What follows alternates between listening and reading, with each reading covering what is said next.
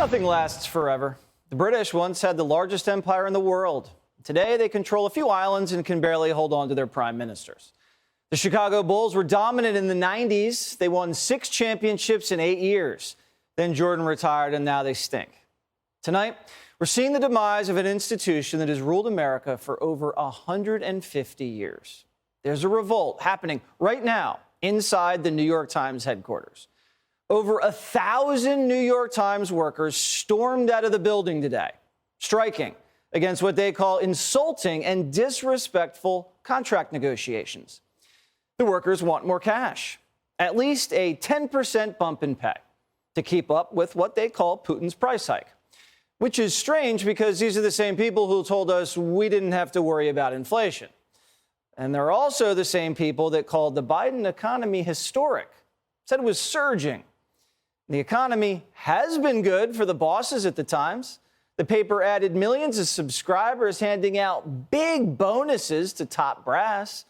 Now the workers want them to share the wealth. But the greedy executives at the New York Times say, sorry, peasant, that money's mine. The Times, swimming in profits, is stiffing their reporters right before Christmas. The New York Times hasn't given their workers a raise in 2 years. This is the same company that savages corporate America for not raising salaries and writes editorial after editorial demanding we raise the minimum wage now. But Joe Biden's economy, New York Times writers are losing money. And the New York Times, they don't care. All about money. The New York Times reporters also want to be able to work from home. But the New York Times wants its employees to, come to the office 3 times a week. And the workers say, no, that's too much. COVID's still here. And it could strike at any moment, even though they're all triple boosted. And did you know the New York Times, their health care plan doesn't pay for fertility treatments? This New York Times war on women is outrageous. And the New York Times reporters, they want to have babies too. They're not sold on AOC's great replacement theory. But the worst part, New York Times reporters say the Times is racially biased. The New York Times little, 1619 lady, she was on strike today, and boy, is she angry. We're asking that a committee on diversity be established to identify groups underrepresented at the company. A diversity initiative that doesn't touch management is not a diversity initiative. And the fact that our management team at the bargaining table has yet to confirm and work to correct the Guild finding on racial disparities in our employment and performance evaluation system, it becomes clear that this is about more than just a contract. Let me guess. The 1619 lady wants affirmative action, equity, and reparations at the Times. What will the wealthy white male owner of the Times do with this racial hand grenade? It's a mess. A lovely mess, I must admit. I can't say I'm not tickled by it. So we sent a primetime producer to the New York Times strike to talk to some workers. What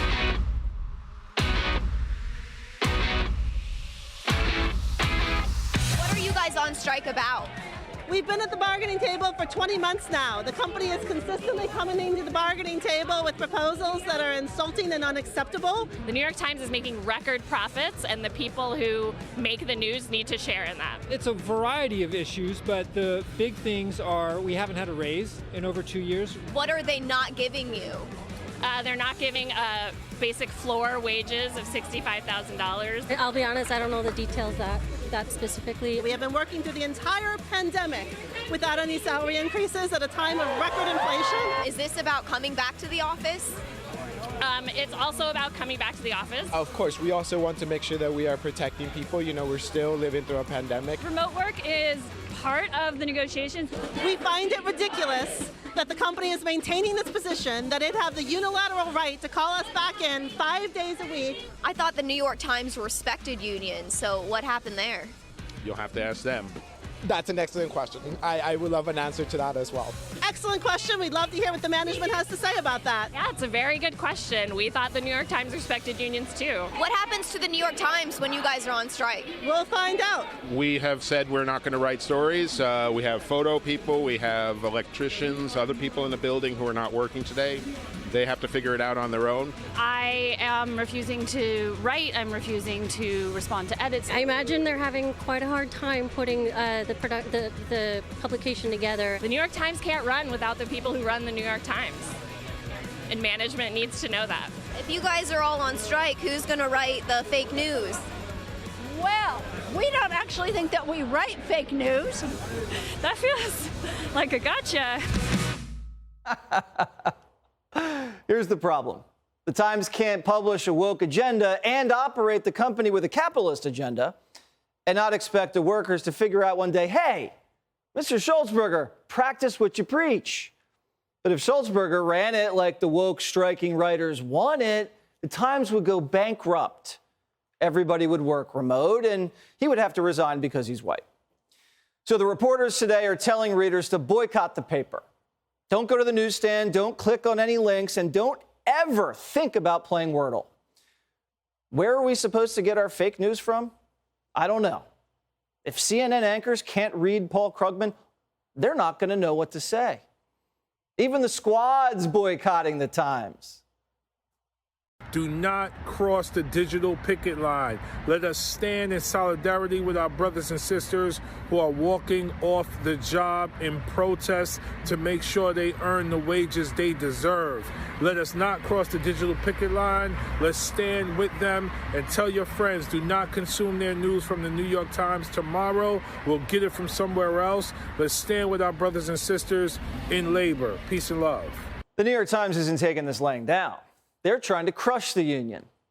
No striking worker gets paid until they come back to work. Can you believe that Trump and Elon Musk treat their workers better than the New York Times treats its workers? Even Minnie Madoff, when he's not stealing billions, bought his workers lunch every day, and then he slept with them. But, you get the point. The New York Times is bringing scabs into the newsroom to pick up the slack, just to keep the fake news flowing and show the reporters they're replaceable. The New York Times is hiring scabs and not paying their striking workers, who they haven't given a pay raise to in 2 years. So what does our pro-union president have to say about this? Nothing. Biden's silent. We thought a New York Times reporter would ask the press secretary about the strike, but they didn't show up to the briefing today. This chair is reserved for a Times reporter. Looks like they were on strike too. So Primetime reached out to the White House, and we haven't heard anything back. Biden needs to be careful with his answer here. This is a tricky and sticky situation. One wrong move, and he could have thousands of new enemies in the press. Big guy cannot afford that. Hey, Sean Hannity here. Hey, click here to subscribe to Fox News YouTube page and catch our hottest interviews and most compelling analysis. You will not get it anywhere else.